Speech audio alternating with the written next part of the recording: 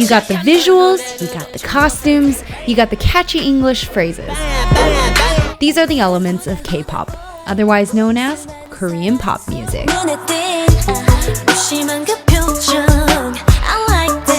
But possibly the most curious aspect of K-pop culture?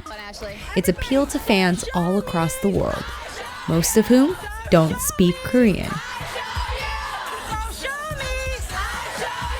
So today, we examine what it is about K-pop that appeals to so many non-Korean fans.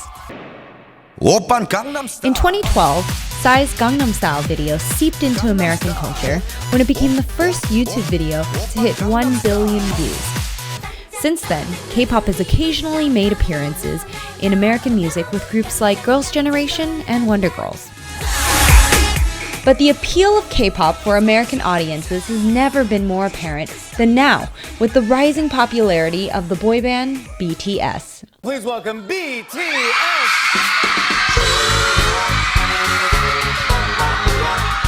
The 7-member boy band, also known as the Bangtan Boys, made their debut in 2013. Since then, their fan base has grown exponentially, with currently 16 million followers on Twitter. This year, when they announced their US tour, they sold out their first stadium show in New York in just an hour. Americans love BTS.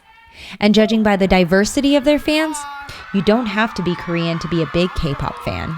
I really like how catchy and upbeat all the songs were, especially because back then I was just very depressed in school. I got asked constantly oh, do you want to be Asian? Is that why you listen to Asian music? And it's no, not really. You don't listen to a specific kind of music and that's what you want to become. It's more of what speaks to you.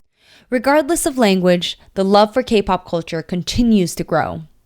This is clear when you look at the rising number of American attendees at KCON, the first Korean culture convention in the US. We're kind of the founders of bringing the first ever Hallyu event to the States. Hallyu, or the Korean wave, is a Chinese term that refers to the export of South Korean culture. This includes pop culture, entertainment, music, dramas, and movies. So, first year, 2012, where we were is it going to be big? Is it not going to be big? 12,000. 2013, 28,000.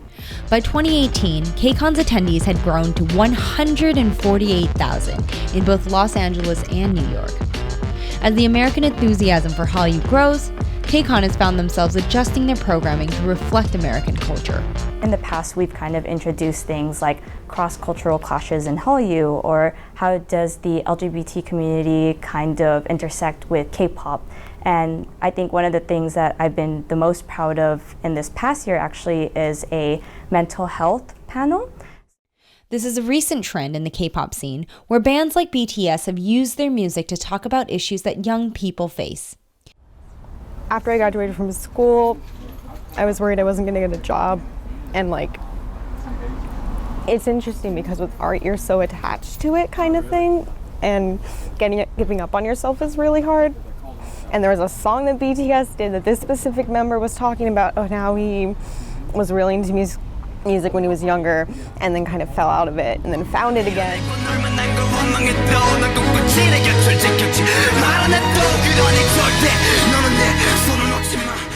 Focusing on universal themes that impact young people seems to be working. Pair that with amazing visuals and mesmerizing choreography, suddenly understanding the language doesn't seem that critical.